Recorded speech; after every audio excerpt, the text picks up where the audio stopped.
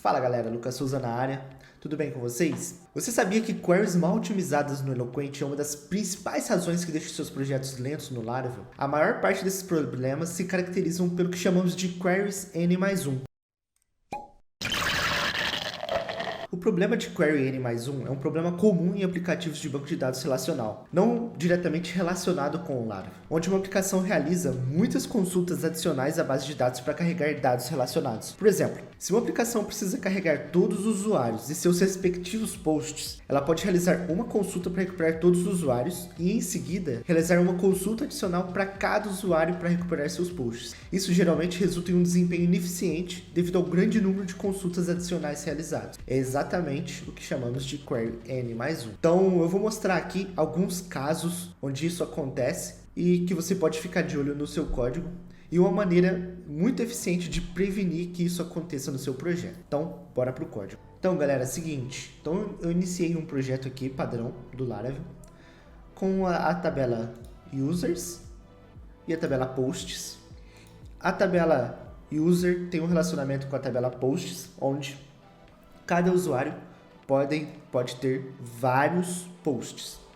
E eu fiz o relacionamento inverso aqui, né? Onde um post pertence a um único usuário. Aqui a migration, somente uma chave estrangeira para user, o string ID, o long test, beleza, funcional. Criei um controller chamado home controller e instalei o Laravel Debug Bar também para a gente conseguir visualizar a diferença entre a quantidade de queries que vai estar rolando com as diferenças aqui.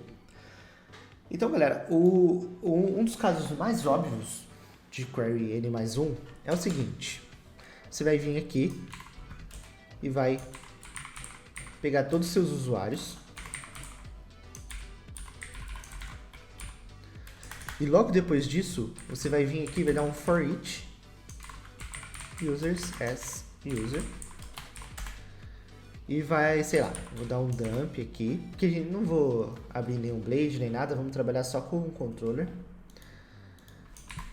Vou dar um dump aqui e vou fazer o seguinte, eu vou vir aqui no user, vou pegar os posts de cada user e vou dar um dump.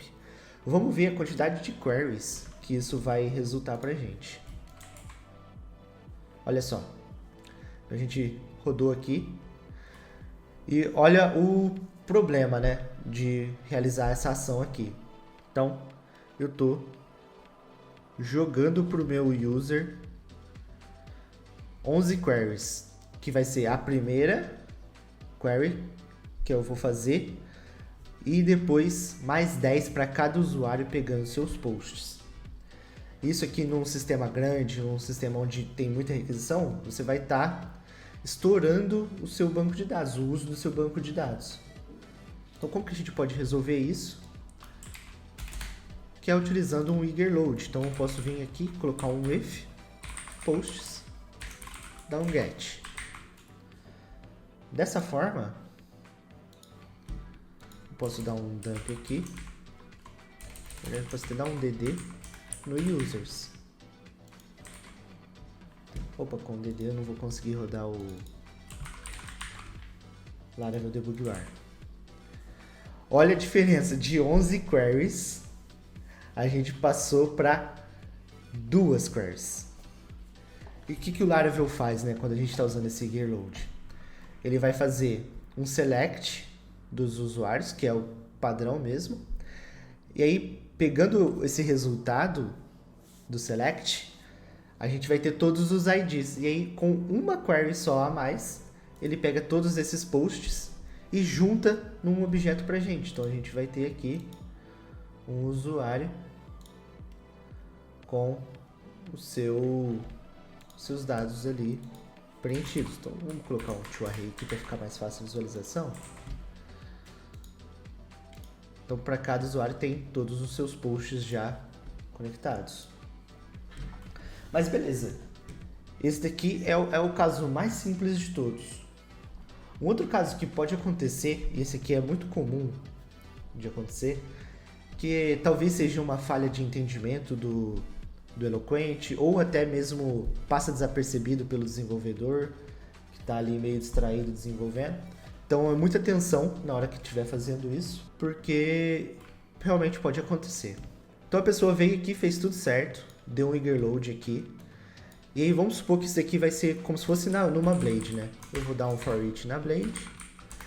Tá, beleza, tô aqui inteirando meus usuários. E aí eu vou pegar, tô listando numa tabela e eu quero colocar quantos posts cada usuário tem. E aí o que a pessoa faz? Ela vem aqui, ela já deu um eager load, então ela vem aqui, coloca posts. E ao invés de vir aqui colocar count, ele coloca um parênteses aqui. E o que isso vai acontecer? Que isso daqui é um método. E aí ele vai fazer todas as queries novamente. Então olha aqui. Fez as 2 queries necessárias. E aí depois mais 10 desnecessárias. Porque ele já tinha isso tudo na base dele. Então o que ele pode fazer para corrigir isso? Isso aqui. Pronto. Resolveu. Ele não vai estar mais estourando sua base. Então perceba assim que é detalhe que às vezes pode passar desapercebido, ou a pessoa pode não saber que ela está fazendo esse tipo de erro, e que pode estar estourando de queries no sistema. E um terceiro caso, que esse caso às vezes pode passar também desapercebido, é através de atributo no model. Então eu criei aqui um atributo no meu user, que é o isActive. Esse isActive, ele vai pegar os meus posts e vai dar um count. E tá vendo que aqui ele tá teoricamente da sintaxe correta, tá tudo bonitinho e tal. Mas aí eu posso achar que eu não preciso dar um eager load.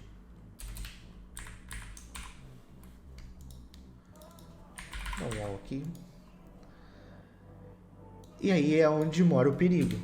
Porque se eu vim aqui dar um isActive, eu vou estar acessando esse atributo aqui e ele vai ter que realizar a query do mesmo jeito. Então vamos vir aqui fazer um teste. Então olha, repara bem. Para cada usuário ele está acessando novamente, porque eu não fiz um eager load, porque eu só queria saber se ele estava ativo através da regra que eu defini no atributo, mas acabei fazendo muito mais queries do que o necessário através desse atributo. Tá bom, beleza, eu mostrei os 3 casos mais comuns que isso pode acontecer, mas o core dessa aula é o seguinte: a partir do Laravel 8.43, a gente tem uma facilidade que a gente pode usar lá no App Service Provider. Aí no método boot, nós vamos utilizar aqui a classe model. Eu já importei ela ali.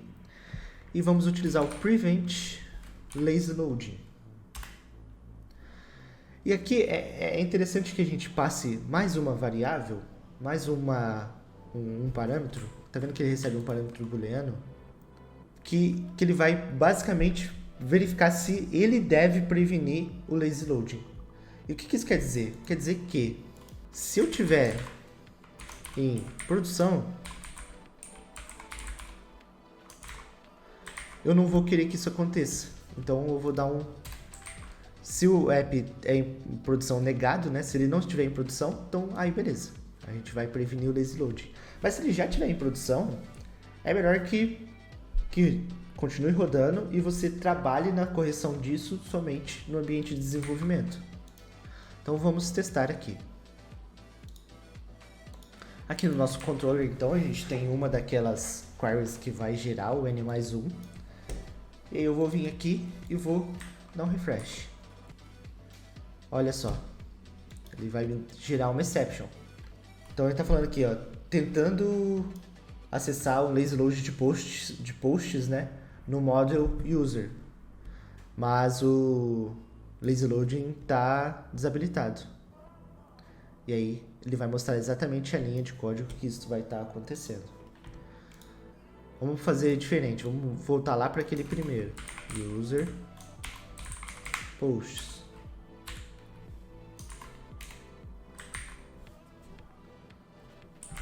Dá um dumpzinho só pra gente ver as linhas. Também tá fazendo a mesma coisa. Ele vai mostrar que é no controller aqui que tá dando erro. Então isso daqui vai facilitar demais a você encontrar esse tipo de problema no seu projeto e resolvê-los. Galera, a aula de hoje fica por aqui. Coloca isso para rodar no seu projeto e me conta se encontrou algum tipo de problema desse no seu projeto aqui nos comentários. Valeu e até a próxima.